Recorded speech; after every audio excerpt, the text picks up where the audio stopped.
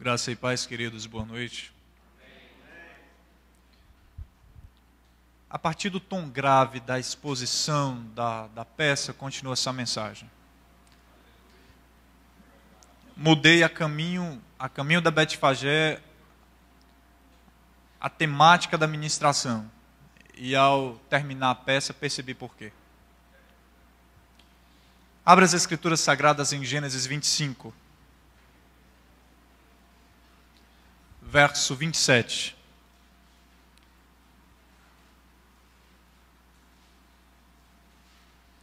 Gênesis 25, verso 27. À medida que os queridos, por favor, encontrem, poderiam se colocar de pé.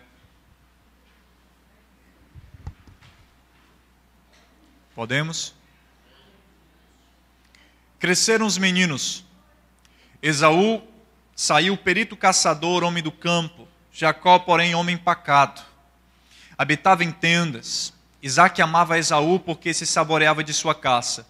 Rebeca, porém, amava Jacó. Tinha Jacó feito um cozinhado quando esmorecido veio do campo Esaú e lhe disse: peço-te que me deixes comer um pouco desse cozinhado vermelho, pois estou esmorecido. Daí chamar-se Edom. Disse Jacó: vende-me primeiro o teu direito de primogenitura. Ele respondeu: estou pronto a morrer. De que me aproveitará o direito de primogenitura? Então disse Jacó: jura-me primeiro. Ele jurou e vendeu o seu direito de primogenitura a Jacó. Depois deu, pois, Jacó a Esaú pão e o cozinhado de lentilhas. Ele comeu e bebeu, levantou-se e saiu. Assim desprezou Esaú o seu direito de primogenitura.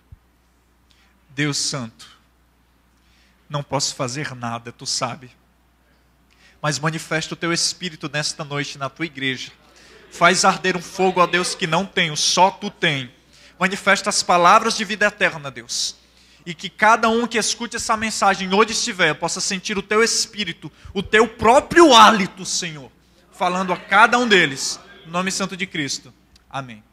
Pode ficar à vontade. Graça e paz, que Deus possa nos dar graça. Fermenta na igreja moderna um espírito que precisa ser enfrentado.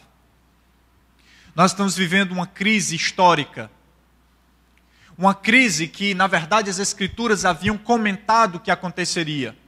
Nós somos, via de regra, uma igreja como a de Laodiceia. Os nossos conceitos a respeito de nós próprios não parecem os conceitos de Deus. Nós nos imaginamos de uma forma, mas o fato é que os nossos atos testemunham bem diferente. Nós vivemos a era da ilusão. Nós estamos vivendo uma angústia, porque o que tem acontecido é uma espécie de perdição, porque nós estamos, antes do ID, perdendo vocações na raiz. O inimigo e a sociedade, por esse sistema criado, têm conseguido roubar de muitos o idealismo do ID. Então, antes de acontecer, o inimigo tem conseguido, ou o espírito deste século, como você desejar, cegar a muitos para que não percebam o mundo à sua volta e se fazem egoístas, condenados por sua própria escolha hipócrita e leviana de não se importar, de fechar-se dentro de suas estruturas e aprisionada, nada poder fazer, de modo a perder voz diante do mundo. E essa mensagem, querido, vai falar sobre a síndrome de Esaú, que me parece a síndrome da igreja moderna. Uma igreja que renuncia ao seu poder, à sua própria voz. Uma igreja que se esquece da sua história, da sua identidade, e por isso se perde. Não tem mais um poder de mudar rumos. Há momentos na história de um homem que pedem discernimento. Do contrário, podem perder para sempre um dom precioso, uma vocação que poderia mudar o mundo, o seu destino ou coisas que deveriam andar ao seu lado. Tem um escritor nipo-americano, Fukuyama, questionado no meio acadêmico porque escreveu O Fim da História. Escreve sobre os últimos momentos das civilizações, dizendo que, aos poucos, nós, sociedade ocidental, estamos em declínio e nos perdendo. E diz que, historicamente falando, nós temos marcos que definem essa ruína. Um outro escritor, Tony B., também questionado no meio acadêmico, diz que uma das características do fim das sociedades é a perda do idealismo e o amor ao próprio prazer. Coisa que as Escrituras dizem que aconteceria. Homens mais amantes de si próprios do que amantes dos ideais de Deus. E essa é a história de Esaú. Esaú é um reflexo do homem pós-moderno. Trata-se de um homem muito bem-quisto no seio da sua parentela, não se iluda. Esse homem era um homem venerado, era um homem de respeito, não era um homem qualquer. Qualquer uma das mulheres que está nesse meio, com certeza desejaria. Por quê? Porque era um ideal de homem, sempre objetivo, poderoso, definido, concentrado. O pai o amava, porque era um homem dedicado, era um homem sem igual. O que me leva à primeira das considerações nesta mensagem: que modelos nós cultuamos e defendemos na igreja moderna? Que modelo nós estamos imitando e perseguindo? O que nós temos pensado, o que nós temos definido como santo? As Escrituras dizem que nós não podemos entrar nessa contradição de imaginar santo o que é profano e o que é profano pensar que é santo. Nós, mais do que nunca, precisamos de discernimento. Sabe por quê? O ID só vai acontecer para um coração que se entende em Cristo. O ID só acontece para corações maduros. Aqueles que continuam medíocres, vivendo para si próprios, nunca observarão o mundo à sua volta. Estão condenados por suas próprias escolhas. Nós precisamos voltar a refletir acerca de que modelos nós estamos definindo como fundamento para a criação dos nossos filhos, a nossa escolha no mercado. Muitos de nós estão seduzidos pelos valores de mercado, dizendo que não tem tempo. Nós somos uma sociedade que não tem tempo. Nós não meditamos, nós não passamos mais tempo com Deus. E essa negativa à voz de Deus tem nos tornado como Esaú, homem profano, cego, que não valoriza as coisas eternas. Nós somos essencialmente seculares e nós nos imaginamos santos, não passamos de tolos. É o julgamento de Laodiceia outra vez ecoando aos ouvidos da igreja. Você é nua, você é pobre, você é miserável.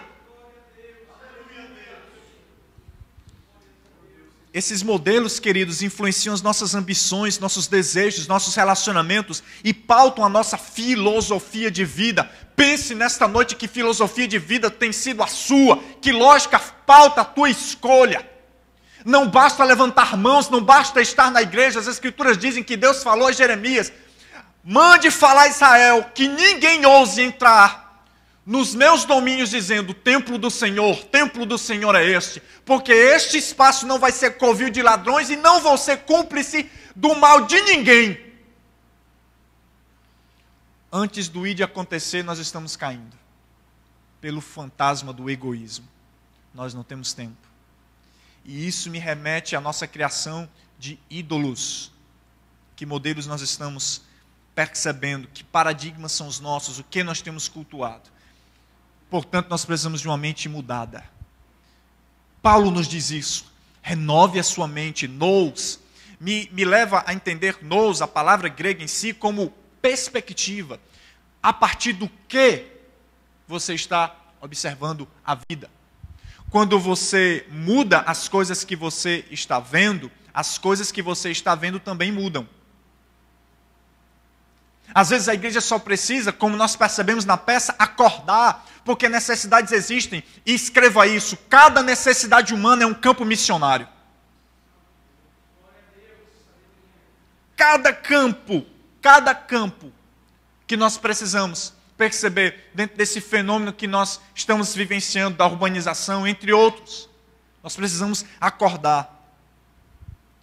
O maior mal de Esaú era ser um homem profano, tempestuoso, um homem que, apesar de moral, sofria de cegueira, de ausência de percepção e sensibilidade. O mal de Esaú era o quê? Era desprezar as coisas eternas. Era não ter coração nas coisas de Deus. E como esse fenômeno é recorrente em nosso meio. Como isso é marco da nossa sociedade. Há uma referência a isto em Romanos 1:21. Porquanto, tendo conhecimento de Deus, não glorificaram como Deus, nem lhe deram graças, antes se tornaram nulos em seus próprios raciocínios, obscurecendo-lhes o coração insensato. O comentarista da Bíblia, Genebra, comenta sobre o Salmo 14, verso 1, em que a palavra insensato aparece, e diz que insensato nas Escrituras é um homem que pode ser poderosamente inteligente, de uma mente sem igual. Só que, segundo o mundo, esse homem, na verdade, se esquece da natureza verdadeira da realidade. Ou seja, é um homem que observa as coisas, mas não as enxerga como de fato são. Porque, queridos, esse mundo em que nós vivemos não passa de sombra da eternidade. O que nós vivemos, o que nós tocamos, o que os nossos sentidos percebem, é só sombra do que há de ser revelado no último dia. É por isso que os homens que vivenciam a eternidade nesse momento não são loucos, não são tolos. Pelo contrário, escuto muitos jovens, porque há uma década trato com o Ministério de Missões Urbanas, dizendo que preocupar-se com o que nós estamos fazendo é perda de tempo, pastor. Deixa eu falar a você, que é você que está vendo uma vida ilusória. Posso te dar ilustrações? Homens que colocam o coração na eternidade não são tolos, pelo contrário, são estes homens que descobrem a realidade.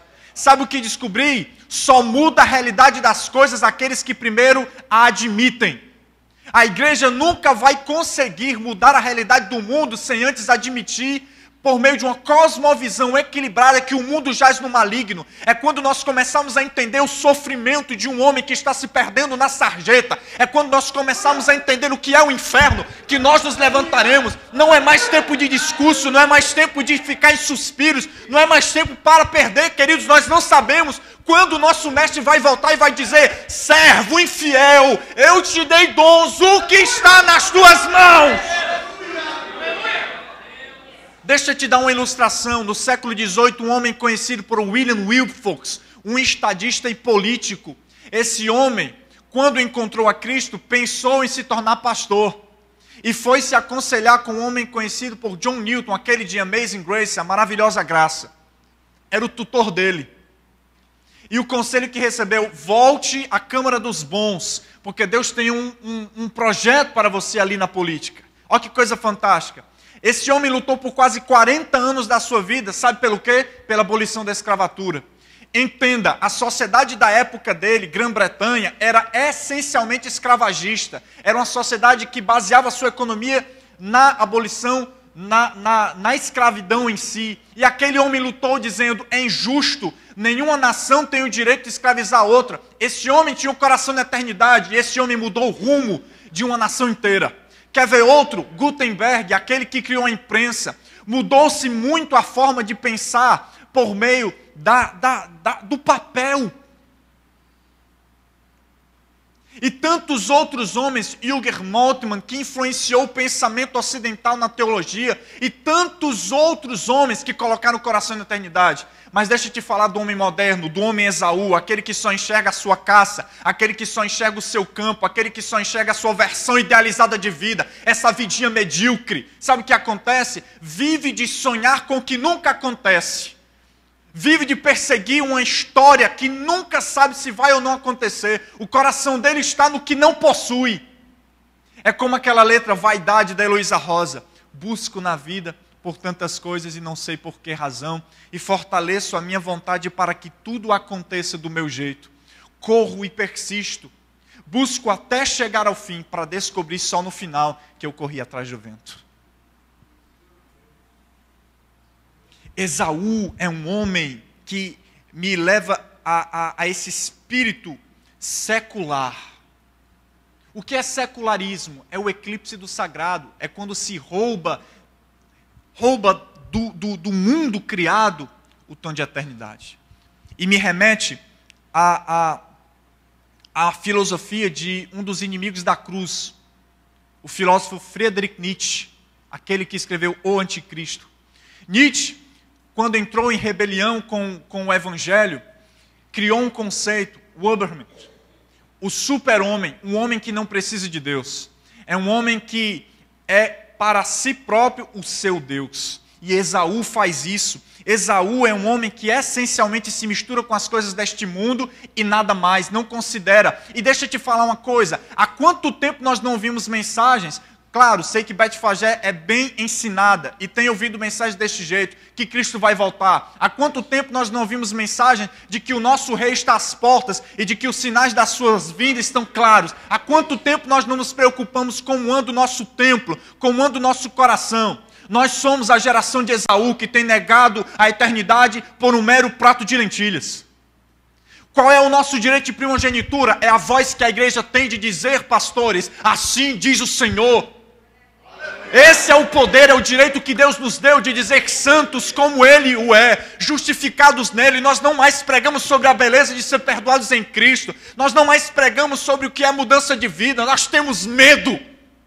Porque nós temos mais medo ainda de que Cristo perceba a nossa mentira. Mas deixa eu te falar, o machado está posto à raiz.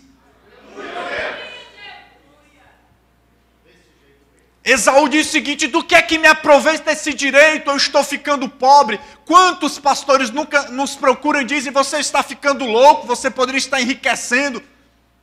E deixa eu te falar, jovem, não tem uma raça mais inútil na igreja evangélica brasileira do que a juventude. Vive de atividade.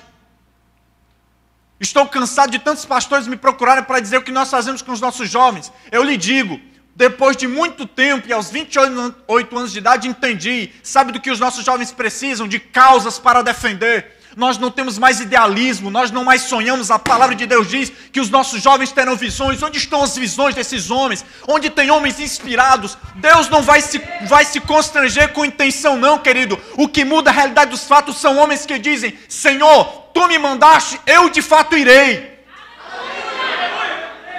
Não há mais tempo para se iludir, não. Nós levantamos nossas mãos e pensamos que Deus está, sabe, à vontade com isso. Não! Se é uma palavra de Deus na sua vida, se é uma vocação poderosa para que você obedeça, não entre em loucura como Esaú, porque cedo ou tarde o julgamento virá. E mesmo com lágrimas, não vai mais haver perdão. Sabe por quê? Esaú não percebeu que renunciando ao direito de primogenitura, na verdade estava renunciando ao seu próprio destino.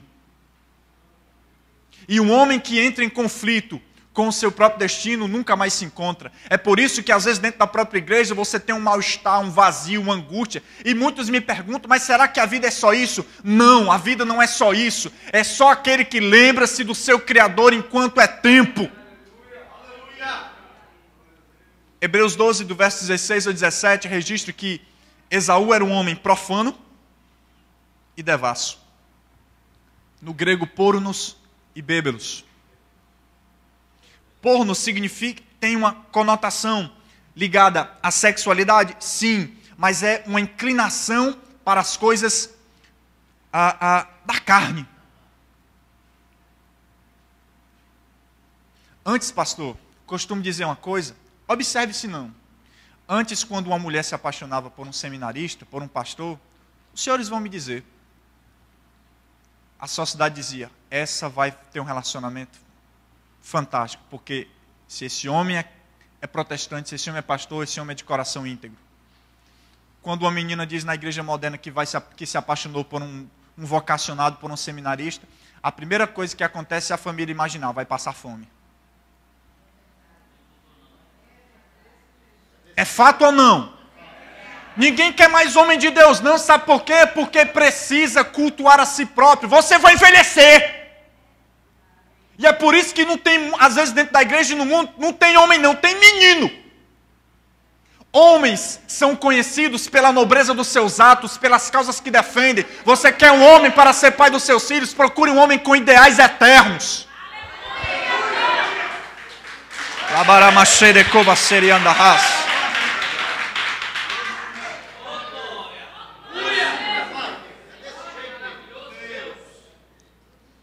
Profano significa ímpio. É aquilo que as escrituras dizem, a inclinação para as coisas do mundo, é a concupiscência da carne, a concupiscência dos olhos, a soberba da vida. Nós somos como o filho pródigo, nós criamos uma versão de vida. O que na verdade o filho pródigo pede é para viver a vida distante do pai. Porque nós imaginamos que Deus entrando nas nossas histórias vai mudar os nossos ideais. E nós não queremos sacrificar os nossos ideais. Afinal, o que é a cruz de Cristo? Diante da cruz de Cristo nada consegue ter voz. Diante da cruz de Cristo se cala toda a terra. Diante da cruz de Cristo. Os moravianos, quando foram enviados ali à época, bem no começo, influenciados pelo pensamento de John Russell, eles iam para as missões e sabe o que levavam? Levavam seus próprios caixões, porque sabiam que não voltavam. Quando os 2 primeiros jovens foram enviados, eles disseram que o cordeiro receba os sacrifícios. Que o cordeiro receba. Não podemos ser mais Esaú, é tempo de buscar a eternidade. Sabe o que vai acontecer quando nós, igreja, acordarmos para o direito que Ele nos deu? E me lembro até de um livro do C.S. Lewis, Cartas do Diabo ao Seu Aprendiz. Tem um demônio mais velho que orienta um demônio um demônio noviço e diz: nunca enfrente a igreja, apenas trate de distraí-la. Enquanto a igreja estiver distraída, não vai fechar com a sua missão. É isso que o inimigo das nossas almas tem feito com as nossas igrejas. É distraindo, dizendo que são números de frequentadores, publicações onde forem, é o número de visitas ao nosso site. Quando os discípulos se voltaram para Jesus, disseram: mestre, isso está no Evangelho. Olharam para o templo e disseram: mestre, que pedras, que construção. Jesus disse: pois eu vou lhe dizer que em 3 dias não vai ficar pedra sobre pedra. Porque o templo que eu vou reconstruir é um templo feito não por mãos humanas. Esse templo será corações ardentes.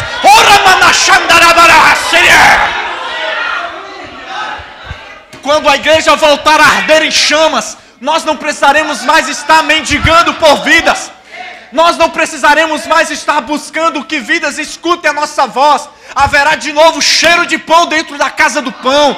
Belém, a cidade amada, vai voltar a ter cheiro de pão. E multidões entrarão por nossas portas com louvor, dizendo: nós não sabemos o que vocês têm, mas nós precisamos disto. Nós precisamos deixar essa geração de Esaú, geração profana, que vive uma versão de vida para si mesmo. Isso não é a vida que Deus conquistou para você. Uma das coisas que a nossa teologia medíocre não mais fala é do senhorio. Eu morri para o mundo, eu tenho um dono.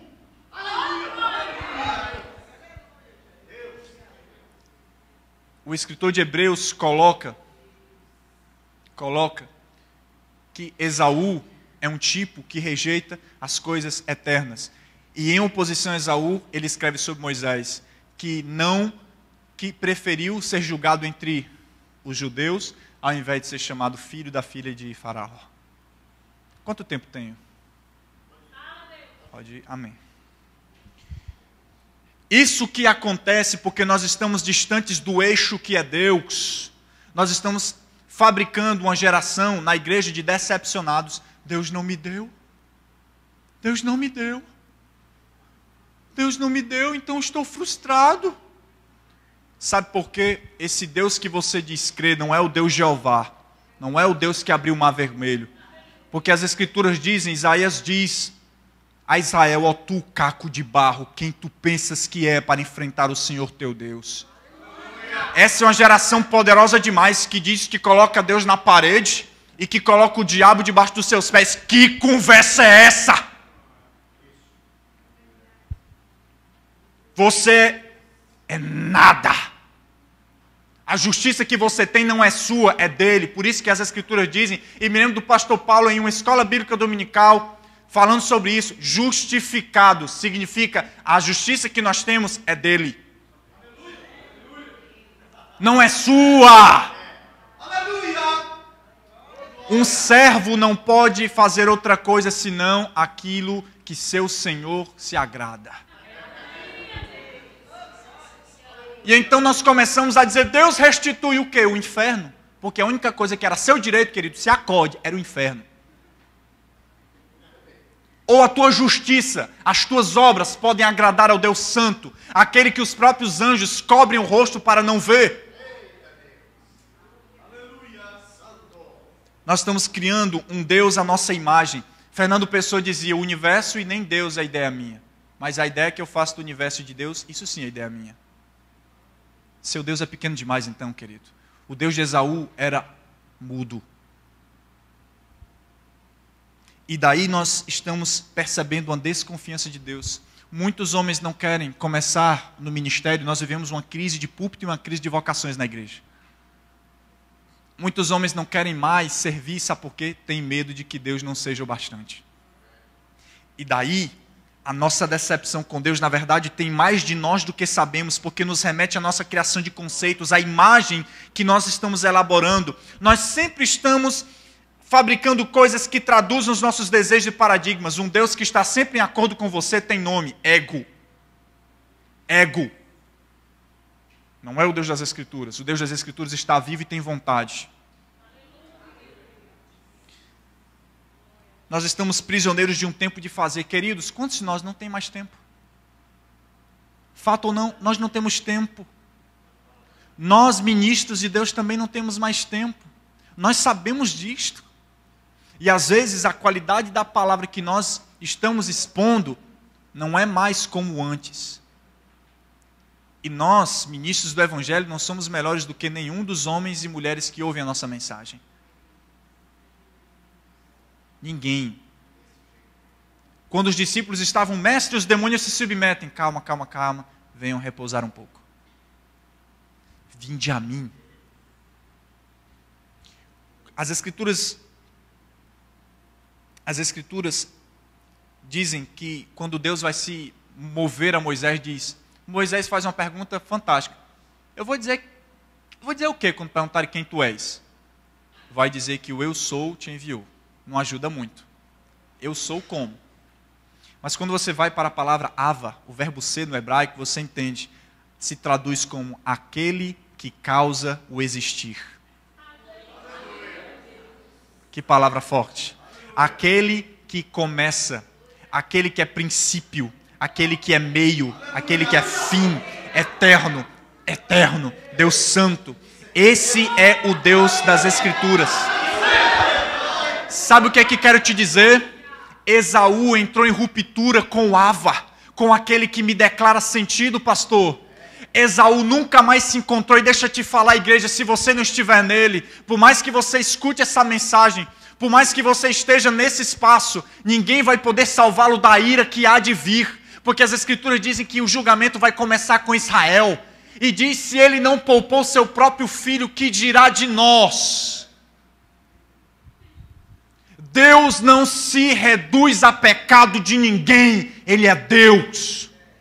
Muitas vezes você percebe Deus dizendo assim, Israel, não me faz me levantar, porque tu sabe, ai de ti.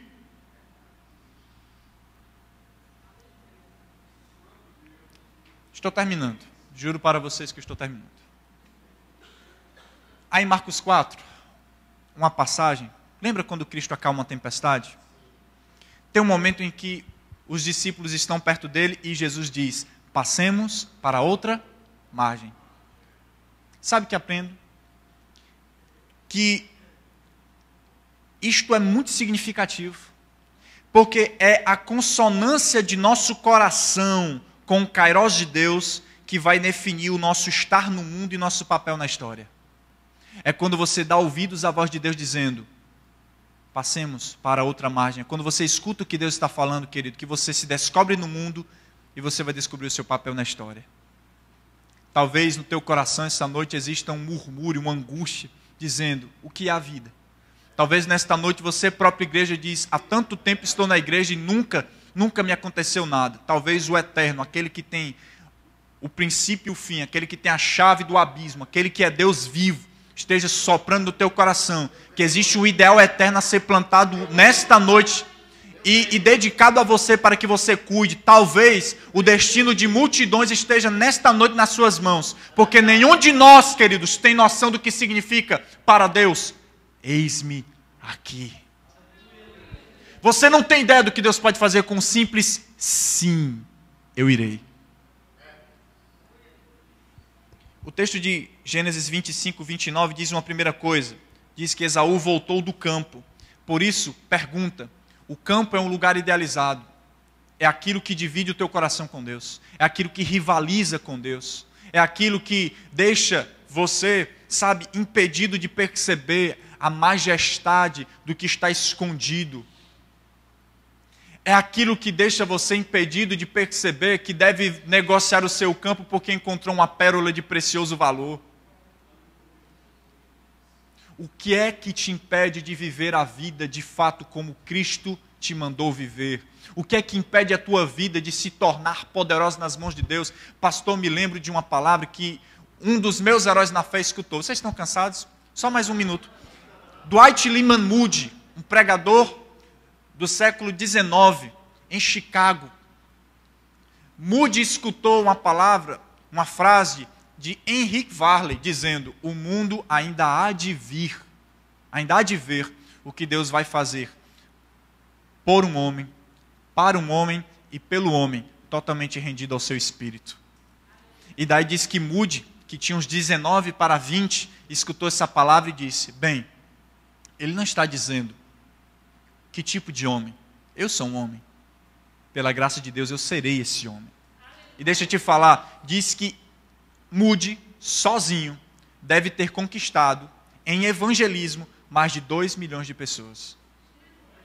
Sozinho. De quantos homens Deus precisa, igreja? Um só. Você tem coragem? Você tem coragem para ser tratado como louco pelo mundo? Você tem coragem para deixar, se preciso for, a sua própria vida? Você tem coragem para ser rejeitado pela sociedade? Você tem coragem?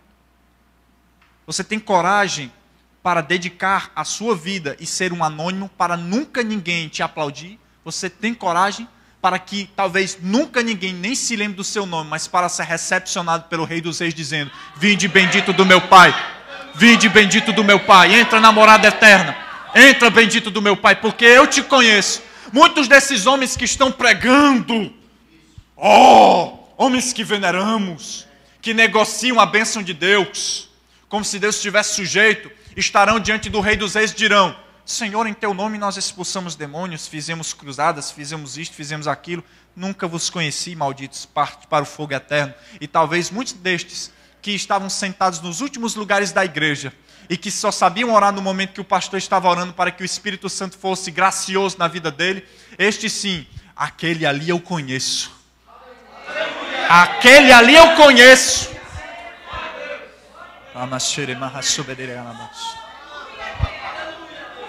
Cuidado com teu campo, você que está me escutando há bem pouco tempo. Depois diz que Esaú, estou terminando, estava esmorecido. Sabe o que aprendo? O momento em que nós seremos mais enfrentados pelo inimigo das nossas almas será quando nós sentirmos que a vida não está indo como nós pensávamos que deveria andar. Quer ver uma coisa? Quando Cristo estava no deserto, o inimigo jogou com a necessidade dele. Sabe o que o inimigo faz? Toma uma necessidade sua e a agiganta diante dos teus olhos. E diz o seguinte: como que pode? Você serve a Deus e olha o que está te acontecendo. E você começa a tal como Jó. Por que Deus repreendeu a Jó? Porque Jó de repente era um homem justo diante dos homens, mas diante de Deus era trapo imundo. E começou a dizer: ô Todo-Poderoso, para o sol, porque eu quero uma audiência contigo. E daí Deus fala: ô Jó, onde você estava quando eu criei o sol? Como é que você sabe? Jó, menos, você não sabe o que está falando. Eu sou o Senhor teu Deus. Eu mando, você obedece. Amém? Só isso. Esmorecido, de repente o inimigo se concentrou em recordar a Jesus o que lhe faltava. Recordou a ele a ausência do momento. Me lembro até de Elcana, estou terminando, juro. Elcana, quando ouviu Ana sussurrando: Deus, quero Samuel. Deus, quero Samuel, disse: mulher, não sou melhor para ti do que 10 filhos? Você é um excelente marido, Elcana, mas Deus me falou ao coração que eu vou ter Samuel. E não quero nada além de Samuel. Nós não podemos aceitar as compensações do mundo. Esaú acorda.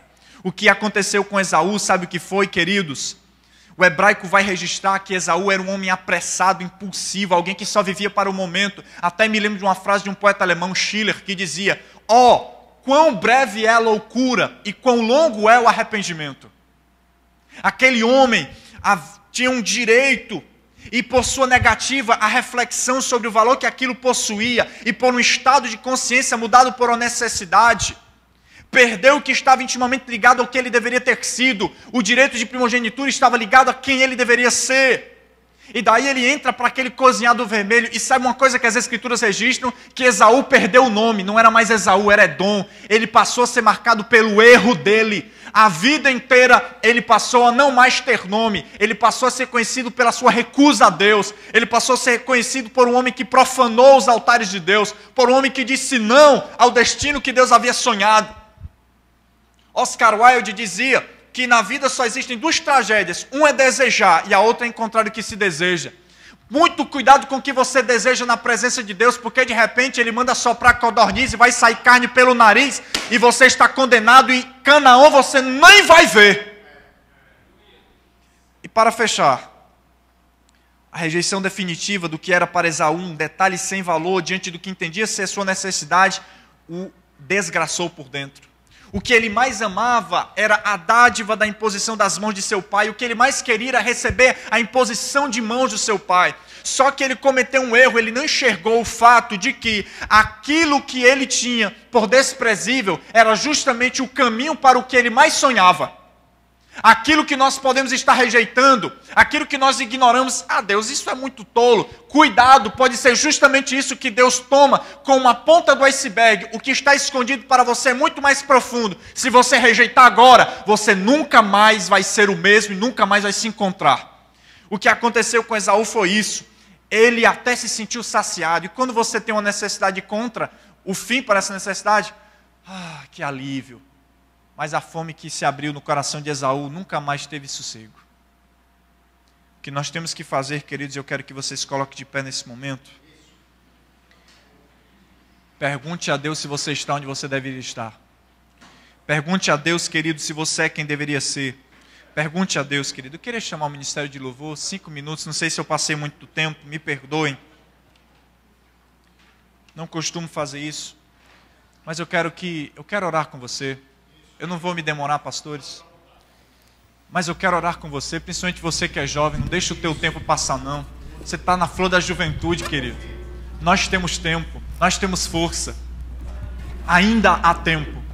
Lembra-te do teu Criador nesse momento. E para qualquer um nessa igreja, nessa amada e querida igreja, feche os seus olhos em nome de Jesus. E à medida que esse louvor for sendo ministrado, se você talvez entende que o Senhor precisa voltar a falar e arder no teu coração, porque você está às portas de ser Esaú, vem aqui à frente. Se você de repente se acredita que estou ficando secular demais, eu estou envolvido demais com as coisas deste mundo, eu quero renovo, Deus. Eu quero enxergar o invisível agora. Vem aqui à frente, vem orar comigo. Quando o meu eu e o meu orgulho descer comigo venha, e querido, se misturar com as águas do rio, não surgirei como na loucura.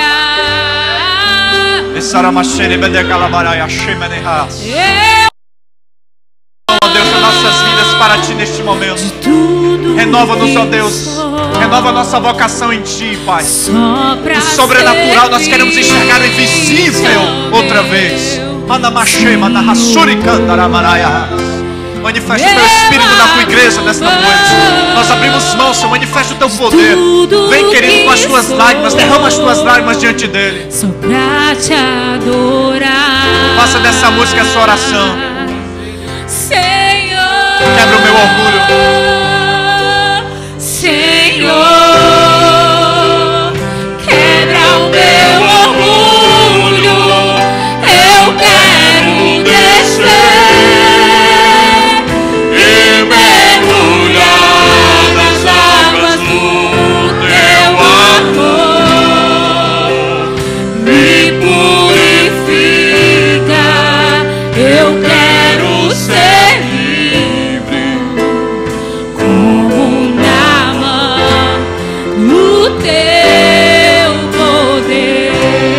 pastor.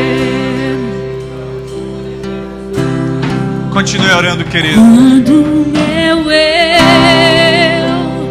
e o meu orgulho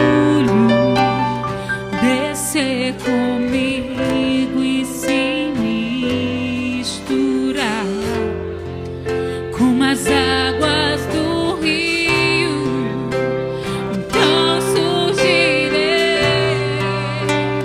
como Naamã curado. Eu abro mão de tudo que sou, só pra servir-te, ó meu Senhor. Eu abro mão de tudo que sou, Aleluia.